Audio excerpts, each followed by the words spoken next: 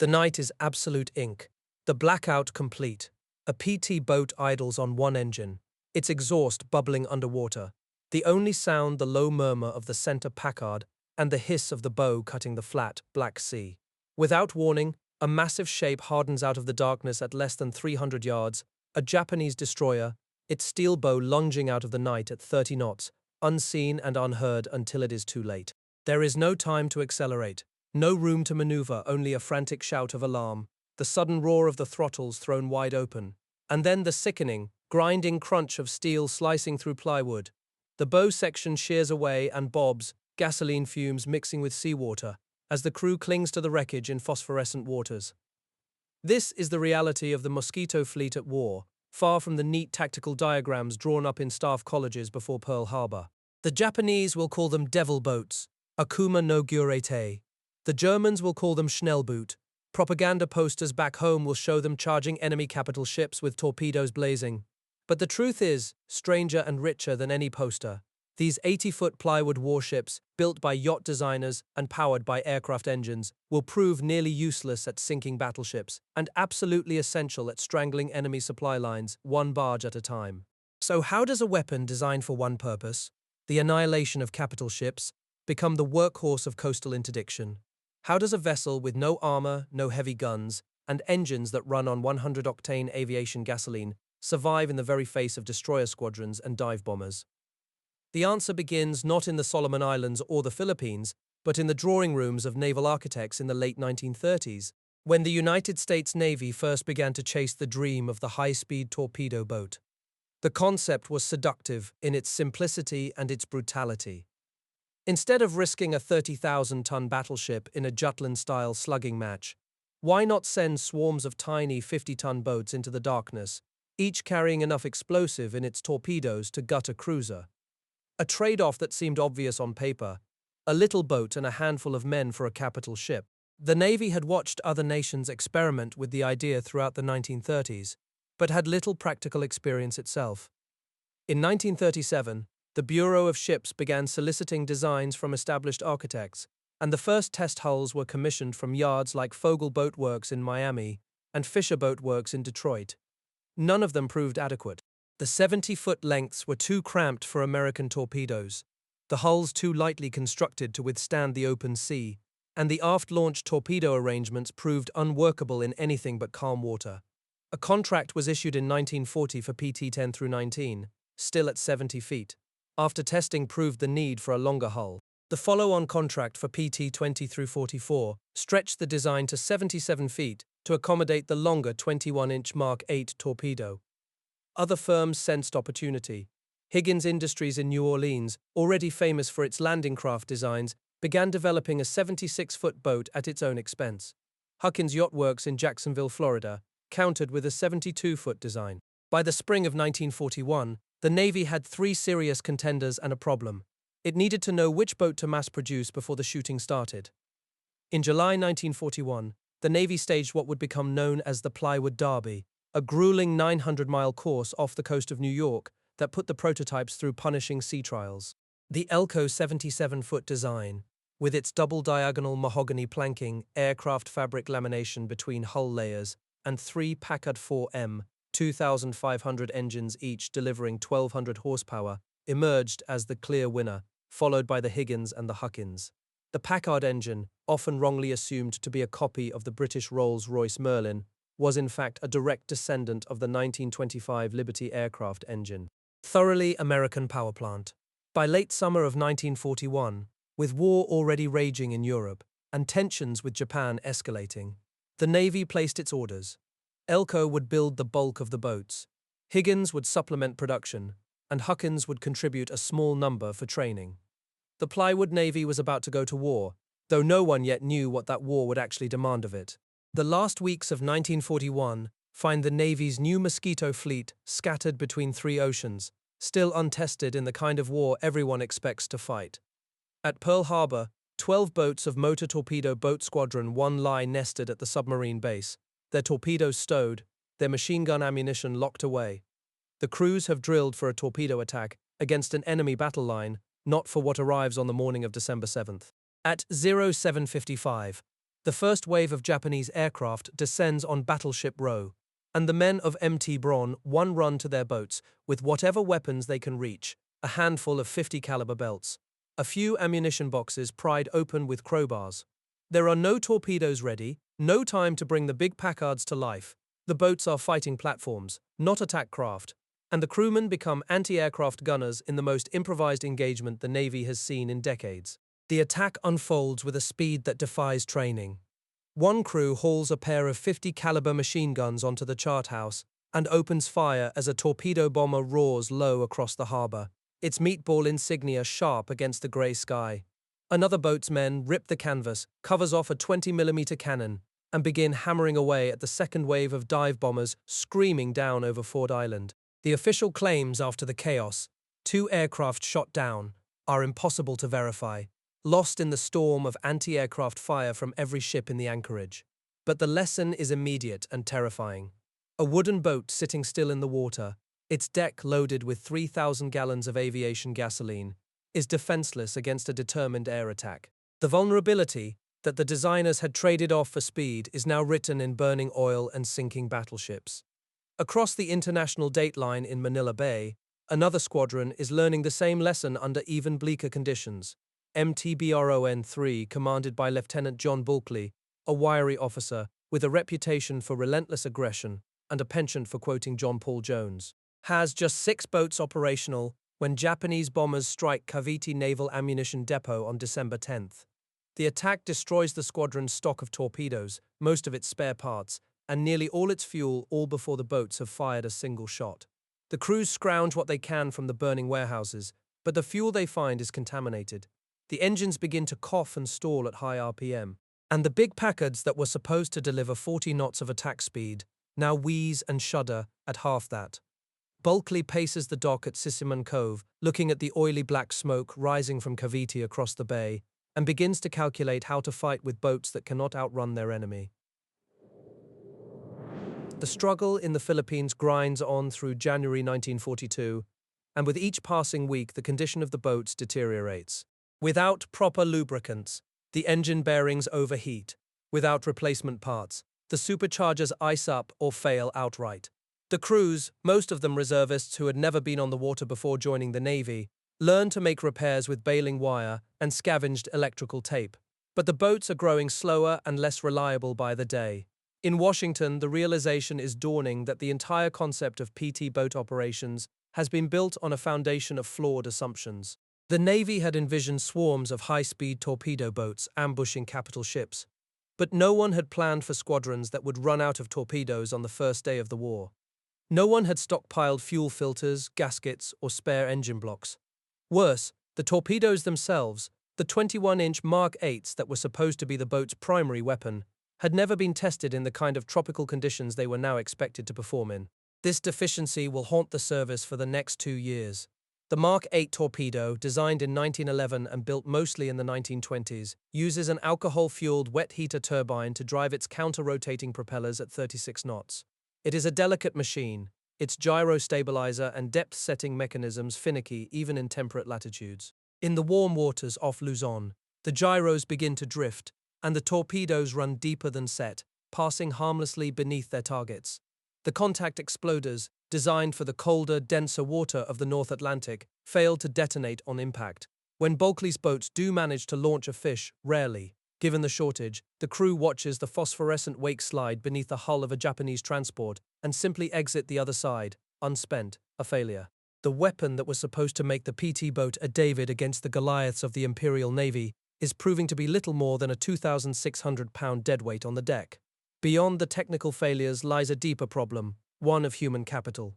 The early squadrons had been crewed by men who learned their trade on the fly, with no standardized curriculum, no central school, and no way to pass combat experience from one crew to the next. At Melville, Rhode Island, in February 1942, Commander William C. Specht stands on the wind-swept shore of Narragansett Bay and surveys the newly commissioned Motor Torpedo Boat Squadron's training center.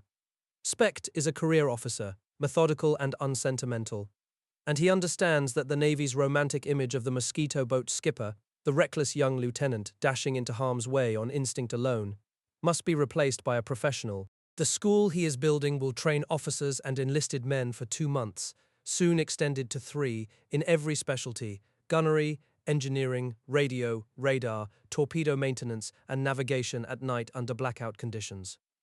Before the war is over, this facility will produce nearly 1,800 officers and 11,700 enlisted crewmen specifically for PT boat duty. But Specht knows that even the best training cannot fix the torpedoes, cannot add armor to a plywood hull, and cannot turn a 56-ton wooden speedboat into a destroyer.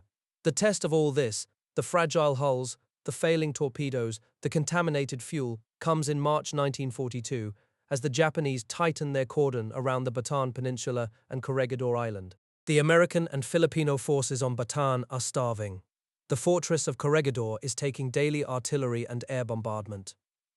On the night of March 11th, Bulkeley's remaining boats, 4 of them, each running on engines that have not seen a proper overhaul in months, cast off from Corregidor's North Dock and head into the darkness of Manila Bay.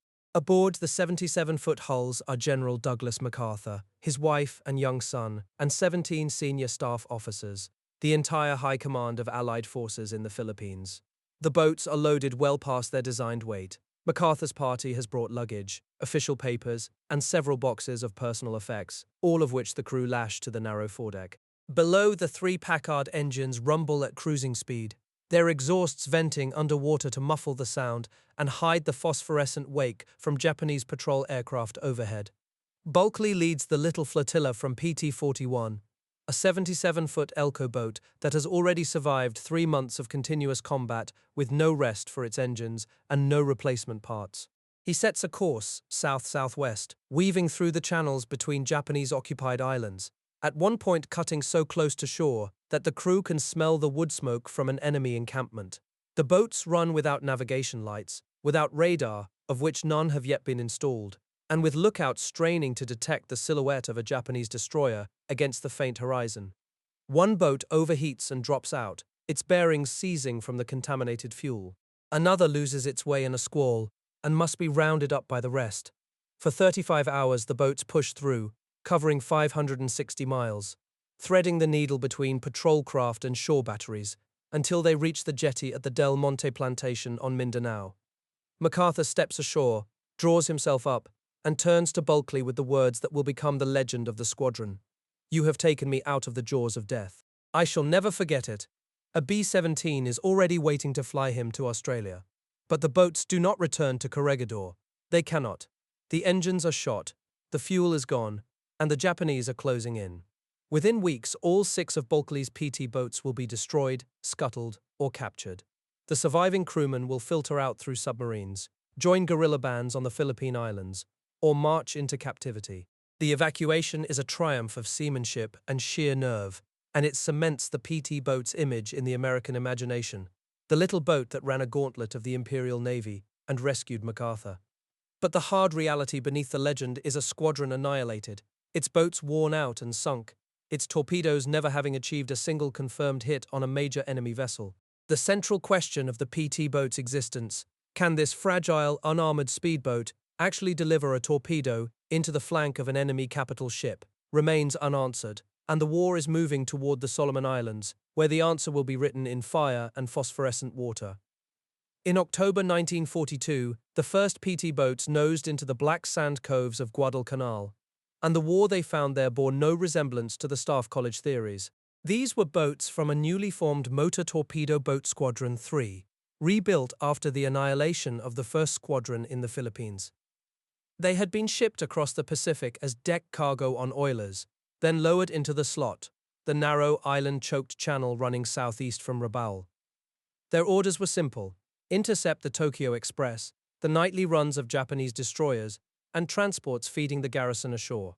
But the boats carried the same Mark 8 torpedoes that had failed in the Philippines, deep-running and reluctant to detonate. They had no radar. They would hunt in absolute darkness, guided only by phosphorescent bow wakes and the distant thump of enemy engines. The learning curve was brutal and paid for in blood. A PT boat running on muffled engines at 5 knots could creep within 1,000 yards of a destroyer without being detected. But the geometry of a night torpedo attack demanded that the boat close to half that distance to launch. The Mark 18 torpedo tubes, had to be manually trained outboard, forward tubes to 8 degrees, after tubes to 12, and once the black powder charge blew the fish clear, the flash was blinding. Japanese lookouts, now alert to the mosquito boats, swept the darkness with binoculars and star shells. When a destroyer's searchlight snapped on, the PT boat was caught naked. A 56-ton wooden hull facing 5-inch guns and banks of 25mm cannons. Several boats were lost in those first weeks, torn apart in close-range gunnery duels. The men discovered what the designers had not anticipated. The boat's very fragility could be a weapon. In the moonless waters between Savo Island and Cape Esperance, a PT boat idling on one screw was nearly invisible, its triple Packard engine silent, the exhaust bubbling underwater. Japanese destroyer captains reported that the enemy boats were maddeningly difficult to spot, hiding beneath overhanging jungle canopies or drifting in the shadow of cloud banks. The Japanese called them devil boats, Akuma no Gyoraite, for their habit of materializing out of nowhere. But the Mark 8 torpedoes remained a curse.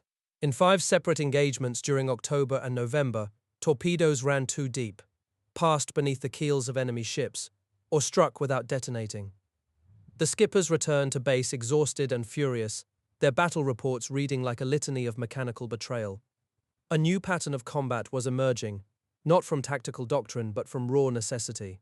The Japanese, unable to supply their starving troops by destroyer after heavy losses, turned to a spiderweb of armed barges, slow, shallow draft Daihatsu landing craft, crawling from island to island at 8 knots.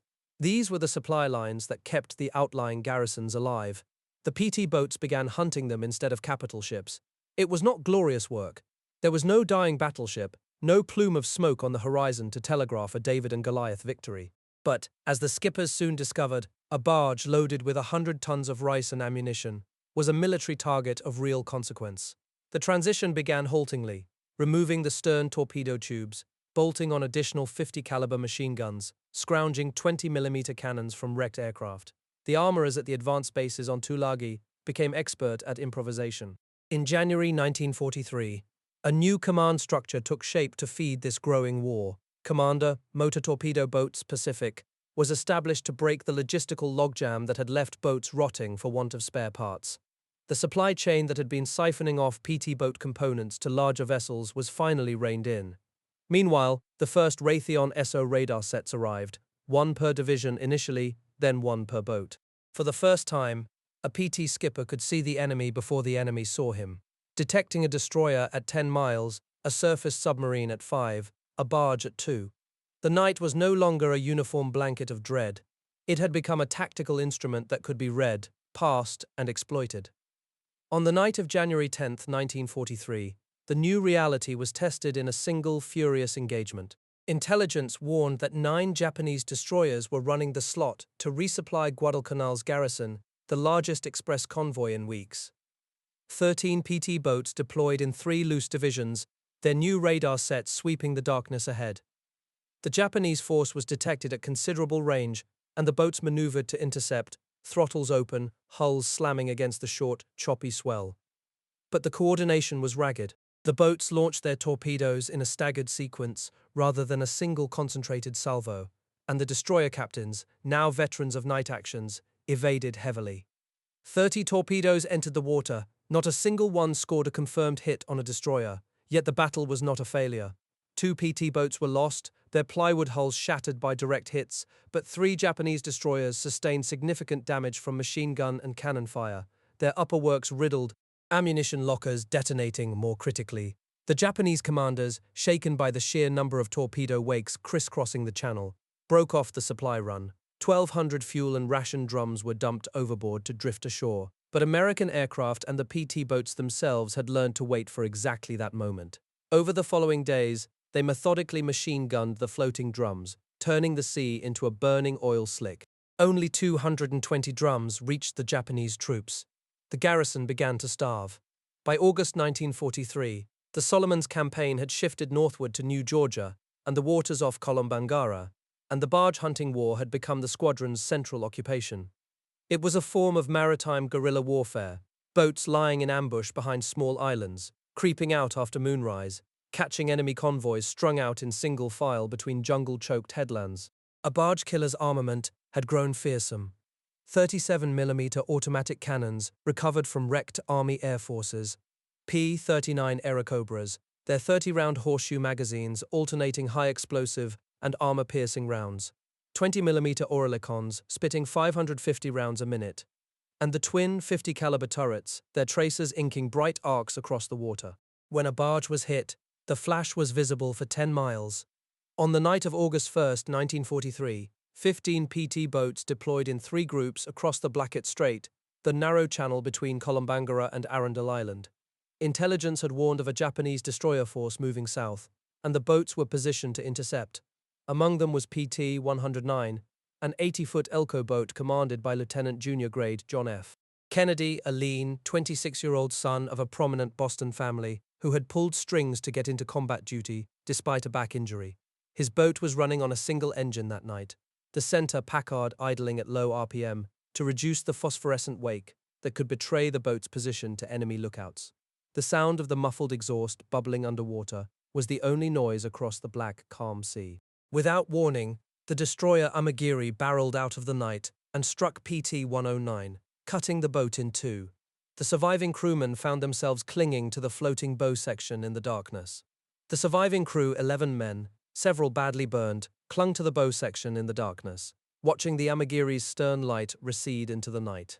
Kennedy, who had been hurled against the cockpit bulkhead by the impact, pulled a wounded crewman from the water and began the grim calculus of survival. The slowly sinking bow section could not support them for long. Over the following days, they swam and drifted among the tiny uninhabited islands of the Blackett Strait, Plum Pudding Island, Olasana, Nauru, drinking coconut milk, hiding from Japanese patrols. Kennedy carved a message on a coconut and entrusted it to native coast watchers, who paddled through Japanese-held waters to deliver it to an Australian observer.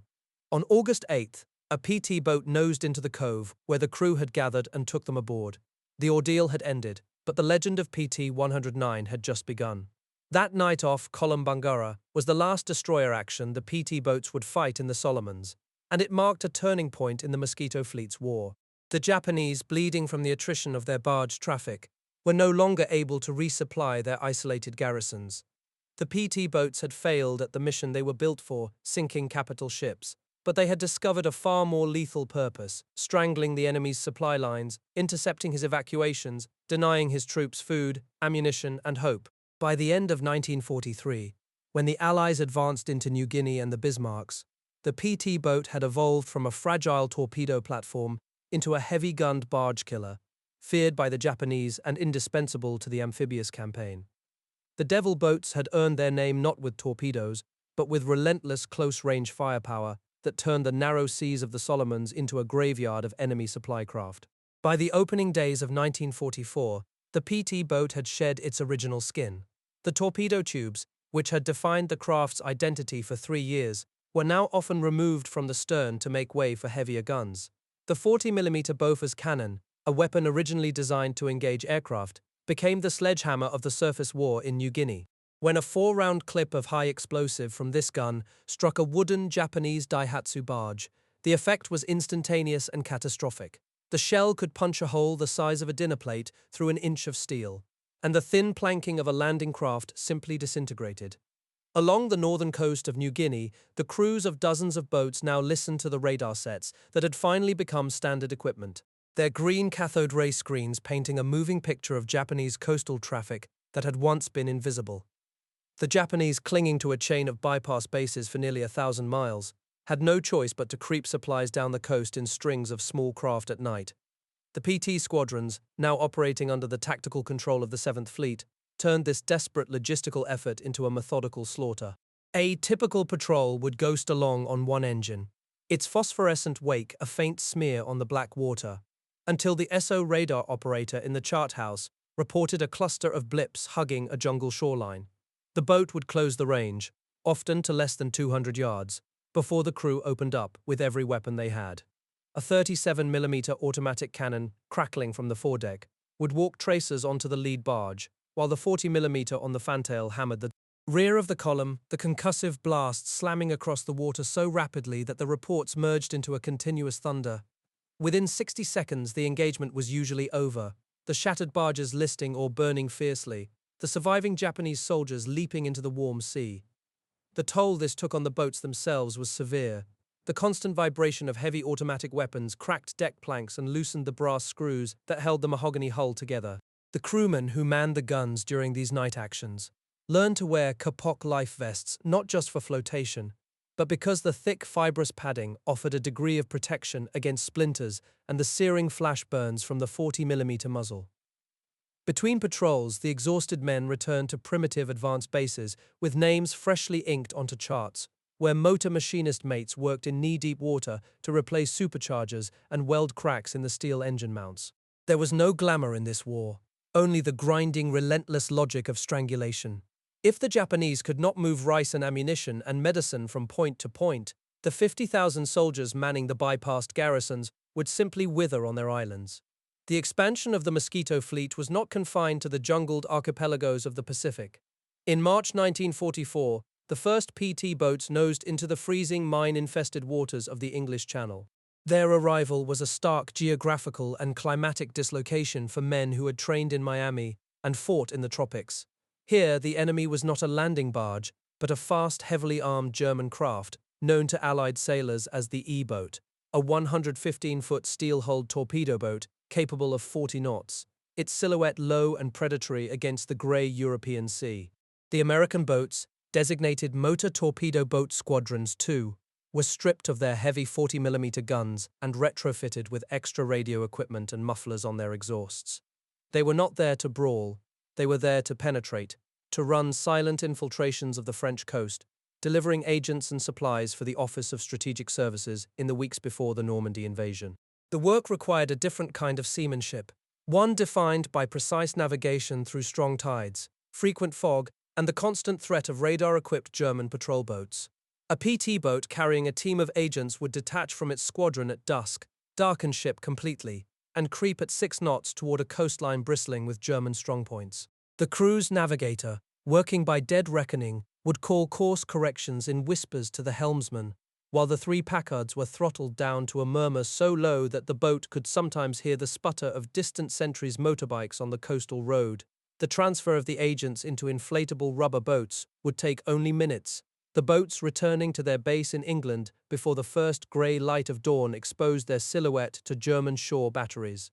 These missions, undertaken in silence and secrecy, received no headlines and no official credit at the time. Simultaneously, in the Mediterranean, other PT squadrons fought a very different war. Operating alongside British coastal forces along the Italian and French Riviera coasts, they became specialists in attacking German F-lighters, armored, heavily armed supply barges that were the Mediterranean equivalent of the Pacific Daihatsu. The Mediterranean boats retained their gun-heavy configuration, and they also mounted 1-4 Mark 20 Mousetrap anti-submarine rocket launchers on the forecastle, each loaded with 4 7.2-inch, 65-pound projectiles originally designed to engage submerged U-boats. By the spring of 1944, no German supply convoy could move with impunity along the occupied coast of southern France. What had begun as a fleet of torpedo boats, designed for one particular narrow form of capital ship attack, had become something far more useful, a fleet of high-speed, multi-role gunboats, methodically starving the axis of its own supply lines across half the globe. In the darkness before dawn on October 20th, the vast invasion fleet for Leyte gathered in the moonless waters off the eastern Philippines.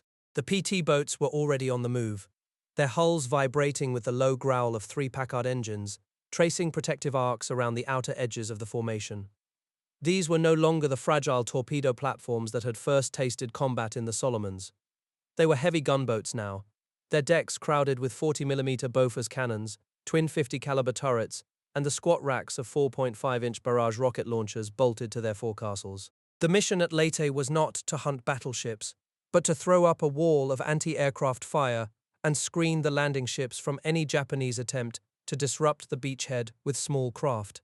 A lookout on one of the Elco 80-foot boats, straining his eyes against the pre-dawn murk, spotted the first flicker of an aircraft engine.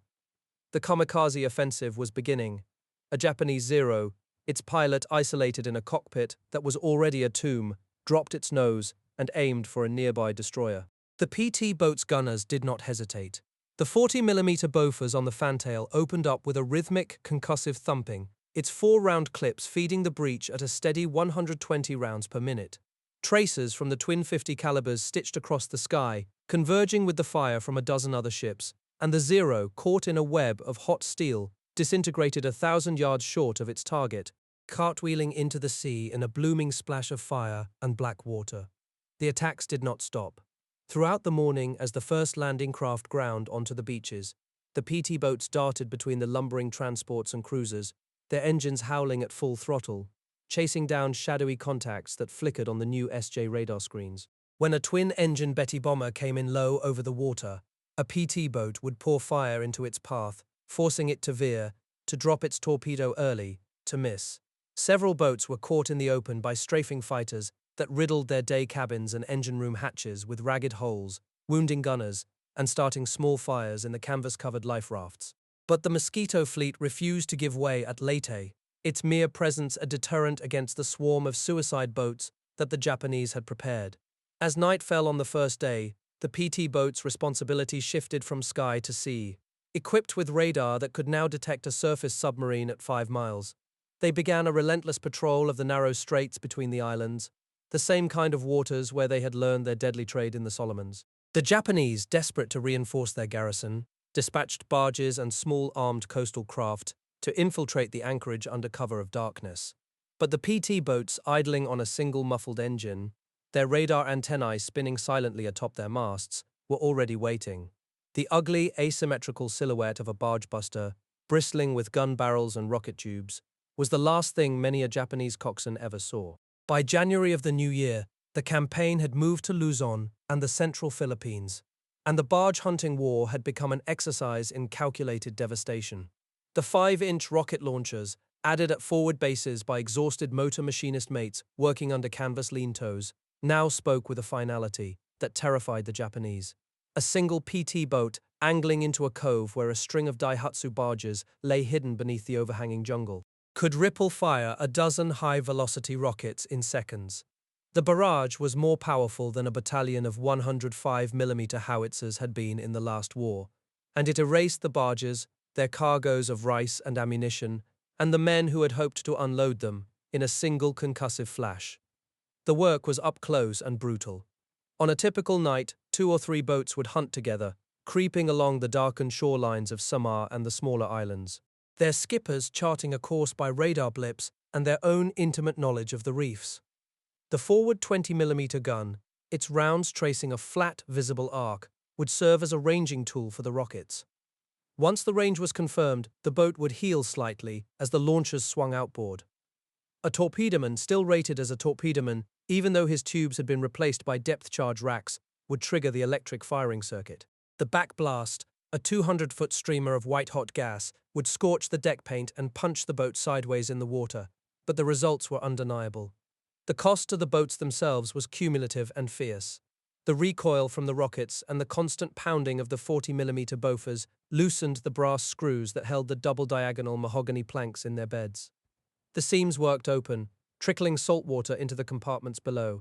The engine foundations, steel beams bolted to wooden frames, developed hairline cracks that the motor machinists had to weld in the stifling heat of the engine room, even as the boat was underway. The men grew lean and hard, their faces permanently etched with the sting of cordite and the grit of sleepless nights, sustained only by black coffee and the iron certainty that they were slowly, inexorably, starving the enemy's remaining garrisons into submission. The defining irony of the PT boats' war was sealed in these Philippine waters. It had been born from the strategic dream of swarms of torpedo boats ambushing battle fleets, trading 50-ton plywood hulls for 30,000-ton capital ships. Yet its true lethality emerged not from the sleek bronze torpedo, but from the improvised mount of an aircraft cannon, the welded bracket for a rocket launcher, the determined human eye behind a gun sight. The boats that had proved so frustratingly incapable of sinking a destroyer at 2,000 yards had become, within a single 1,000-yard range of a stationary barge, instruments of absolute finality. The trade-off the Navy had once envisioned a little boat for a big ship had been inverted into something far more pragmatic and, for the supply-starved Japanese, utterly lethal. The war ended not with a climactic torpedo detonation against a battleship, but with a radio message in August. VVJ Day found the PT squadrons scattered across bases from Okinawa to Borneo, their decks still stained with rocket exhaust, their hulls battered by months of hard running. By the time the last Japanese garrisons had surrendered, the Navy was already confronting the question of what to do with its Mosquito fleet, and the answer was as unsentimental as the war itself. The boats were not coming home. Mothballing a wooden hull, saturated with aviation gasoline fumes, and held together by brass screws and glue-impregnated fabric, was structurally impossible, and their design, optimized for high-speed night action, had little peacetime utility. So the orders went out, and motor torpedo boat tenders began gathering the surviving boats into assembly areas along the coast of Samar. 121 PT boats were eventually beached at high tide, their engines silenced for the last time. The crews, many of whom had spent 3 years living in the cramped hot quarters of these 80-foot hulls, were ordered to strip them of anything valuable: the guns, the radar sets, the radios, the brass clocks from the chart rooms. A young motor machinist, one of the thousands trained at the Melville Center under Specht's demanding program, wrenched the throttles from the cockpit of his boat as a memento, a physical link to the machine he had kept alive through 100 patrols. The boats were then drained of their remaining fuel and left to sit on the sand, their hulls drying under the tropical sun. Then they were burned. The task was methodical, a final evolution in the life cycle of a warship that had never been designed for longevity. The boats, stripped and hollow, were doused with diesel oil and set alight. The mahogany planking, seasoned by years of salt spray and hot engine exhaust, caught instantly. The flames were intense and remarkably fast, consuming the double-diagonal hulls with a structural fury that mocked the idea of their fragility. The aviation-grade plywood and the laminated frames burned with a clean, high heat, and as the fires collapsed the deck beams and the chart house bulkheads, the boats settled into the sand, their frames crackling in a final, prolonged staccato. The great plywood fleet of the Pacific War simply ceased to exist, leaving behind only twisted engine blocks and the charred outlines of hulls on a Samar beach. 4 boats were retained for testing back in the United States, and the Navy would, years later, continue the evolution of small, fast attack craft into the nasty-class patrol boats of the Vietnam era. The legacy of the boats, however, would be carried forward by the men who had survived them. One of those survivors, the young lieutenant who had commanded PT-109 in the Blackett Strait, returned to the United States, physically scarred by his ordeal, but politically energized. The story of his survival, the 7 days clinging to a drifting bow section, the swim to Olasana Island, the message carved into a coconut husk, became a foundational piece of his public biography. Books were written, including a definitive account of the boat's sinking, and in 1963, a motion picture dramatized the events for a generation eager to understand the personal heroism embedded within the impersonal vastness of the Pacific War. The future president's connection to the PT service irrevocably grafted the memory of the little boats into the American consciousness. The boats themselves, or what remained of them, held their own physical testimony. In 2002, an expedition led by a renowned ocean explorer discovered the wreckage of PT-109 in the Blackett Strait, resting on the seabed where the aftersection had settled nearly 6 decades earlier. The discovery provided a tangible, chilling anchor for the legend. A few restored boats remained above water as well, carefully preserved in museums in Massachusetts and Oregon, their machine guns inert but still capable of swiveling in their scarf-ring turrets, their engine rooms silent but still bearing the heat-resistant grey paint of their wartime service. A Higgins boat, PT-309, was even undergoing restoration in Texas, its hull being painstakingly rebuilt to its original 78-foot configuration. That legacy still echoes today in the quietness of a restored boat at Battleship Cove and in the grainy black and white photographs of young men in kapok vests, standing atop a forecastle bristling with guns, heading out into the infinite darkness of the slot. We hope you've enjoyed this journey through a unique chapter of naval history. The memory of these boats and their crews is carried forward not just by museums and books, but by the stories families still tell at kitchen tables. If you have a personal connection, a family anecdote, or even just a memory stirred by this documentary, we warmly invite you to share it in the comments below. We read every single one, and hearing your voices transforms history from a monologue into a community. And if you believe, as we do, that these stories deserve to be preserved and shared, please subscribe to the channel and give this video a like. It helps us immensely in keeping the engines of this historical preservation effort running. Thank you truly for watching and for listening.